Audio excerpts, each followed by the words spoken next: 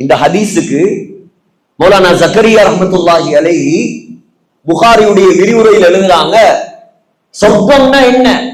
கியாமத்துடைய நாளையில அல்லாஹ் இந்த உலகத்தை அழிக்கும் போது மதீனாவில் ஸல்லல்லாஹு அலைஹி வஸல்லமுடைய ரௌதாவை அழிக்காமல் அதை தூக்கி அப்படியே சுவர்க்கத்தில் வைத்து விடுவார். அவ்வளோ பாக்கியமான இடம்தான் ரௌதா. இது உலகத்துடைய சொர்க்கம். உலகத்துடைய மஹ்ஷர் எங்க இருக்கு?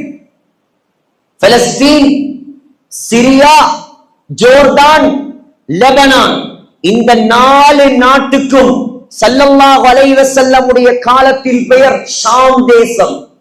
பலஸ்தீன் புதுசா உருவான பெயர், சிரியா புதுசா வந்த பெயர், ஜோர்டான் புதுசா வந்த பெயர், லெபனான் புதுசா வந்த பெயர்.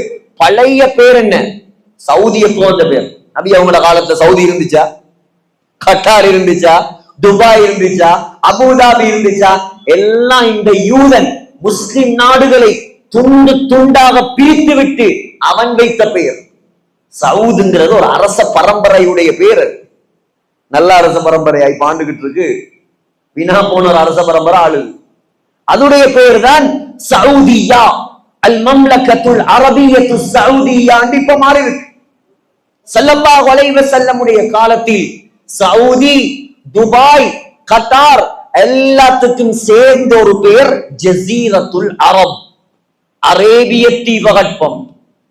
அதே போல் ஸல்லல்லாஹு அலைஹி வஸல்லமுடைய காலத்தில் ஜோர்டான், லெபனான், சிரியா, பலஸ்தீன் இந்த 4 நாட்டுக்கும் பெயர் என்ன தெரியுமா?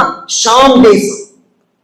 ஸல்லல்லாஹு அலைஹி வஸல்லம் சொன்னாங்க, இப்னு மாஜால வருது, அர்துல் மஹ்ஷரி வல் மன்ஷர். கியாமத்துடைய நாளையில் அல்லாஹ் மஹ்ஷர் பூமியாக மாற்றுவான் அந்த ஷாம் தேசத்தை தான், அந்த பலஸ்தீனை தான்.